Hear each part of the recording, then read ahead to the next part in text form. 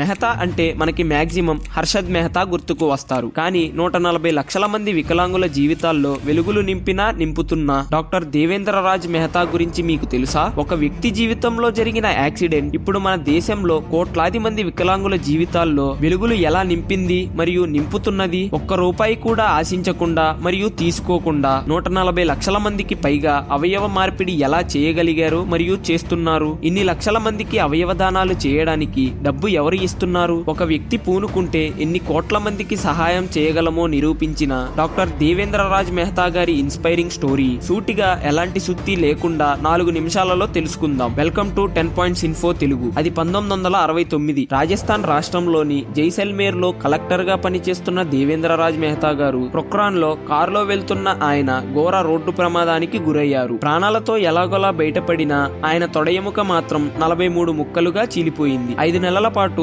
హాస్పిటల్లో చికిత్స చేసుకున్నా కానీ మెరుగైన ట్రీట్మెంట్ కోసం అమెరికాకి వెళ్ళమన్నారు. నేనైతే ప్రభుత్వ ఉద్యోగిని కాబట్టి ఖర్చు భరించగలను. మరి నాలాగా యాక్సిడెంట్ అయ్యి డబ్బు పెట్టలేని పేదవాళ్ల పరిస్థితి ఏంటి? వారినే నమ్ముకున్న కుటుంబాల పరిస్థితి ఏంటి అని ఆయనకు సందేహంతో పాటు చాలా విచారం వేసింది. అవయవాలు కోల్పోయి ఏ పని చేసుకోలేక కుటుంబాలు సరిగ్గా పట్టించుకోక సమాజం జాలిచూపుల మధ్య బతుకుతూ మానసిక క్షోభ అనుభవిస్తున్న పేదలకు ఉచితంగా కృత్రిమ అవయవాలు అందించే ఎలాంటి లాభాపేక్ష లేని సంస్థగా భగవాన్ మహావీర్ వికలాంగ్ సహాయతా సమితిని మెహతా గారు 1975లో జైపూర్ లో ఏర్పాటు చేశారు. దీని ప్రత్యేకత మరియు ప్రధాన ఉద్దేశం ఏంటి అంటే కుల, మత, ప్రాంతం అనే భేదం లేకుండా ఎలాంటి అపాయింట్మెంట్ లేకుండా ఎప్పుడైనా ఎవరైనా కృత్రిమ అవయవాలు పొందడానికి ఎక్కడి నుండైనా రావచ్చు. సౌలభ్యాన్ని బట్టి కొంతమందికి అదే రోజున అవయవాలు అందించవచ్చు. ఒకవేళ ఎక్కువ రోజులు పడితే వారికి భోజనంతో పాటు పడక గది కూడా ఏర్పాటు చేసి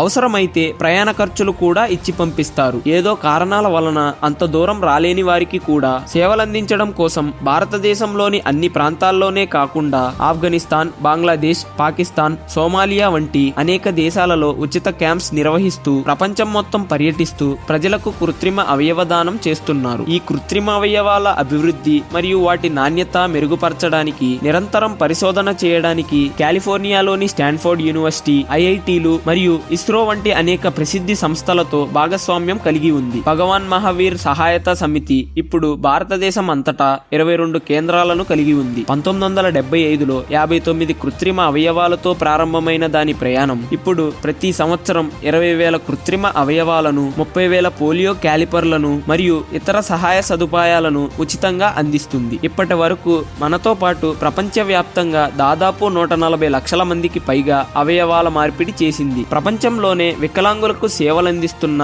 అతిపెద్ద సంస్థ ఇది మాత్రమే. Bank of Baroda, Hindustan petroleum corporation, German రాయబార కార్యాలయం ఇలా పెద్ద కంపెనీల నుండి చిన్న వ్యక్తుల వరకు దేశ విదేశాల నుండి అందరూ తమకు సాధ్యమైనంత విరాళాలు ఇస్తూ సమాజానికి సేవ చెయ్యాలి అనే ఆలోచనతో ముందుకు రావడం వల్లనే ఇప్పుడు కోట్లాది మంది అవిటివారి జీవితాల అంధకారాలు తొలగించి వెలుగులు నింపడానికి కారణమైంది. మెహతా గారు జైపూర్ ఫుట్ మీద పేటెంట్ తీసుకుంటే అది అందరికీ అందుబాటులో ఉండదు అనుకున్నారు కాబట్టే Padma Bhushan, sir Jindal, life time humanitarian వంటి ఎన్నో అవార్డులు, ప్రశంసలు, పురస్కారాలు ఆయనకు దాసోహం అయ్యాయి. కలెక్టర్ వంటి పొజిషన్ లో ఉన్నా కానీ పేదవారి గురించి ఆలోచించి ఒక సేవా సమితి నెలకొల్పడం, దాన్ని అభివృద్ధి చేస్తూ విరాళాలు సేకరిస్తూ కోట్లాది మందికి మనతో పాటు విదేశాలలో వారికి కూడా ఉచితంగా కృత్రిమ అవయవాలు మార్పిడి చేస్తూ ఎంతో మంది ఆశీస్సులు పోసుకుంటున్న ఇలాంటి గొప్ప వ్యక్తి మన దేశంలో పుట్టడం మనకి చాలా గర్వకారణం. మీకు ఇన్ఫర్మేషన్ నచ్చితే మా కోసం ఒక్క లైక్ చేసి మీ కామెంట్ ఏంటో చెప్పండి. నెక్స్ట్ ఇంకో అమేజింగ్ స్టోరీతో కలుద్దాం. జై హింద్.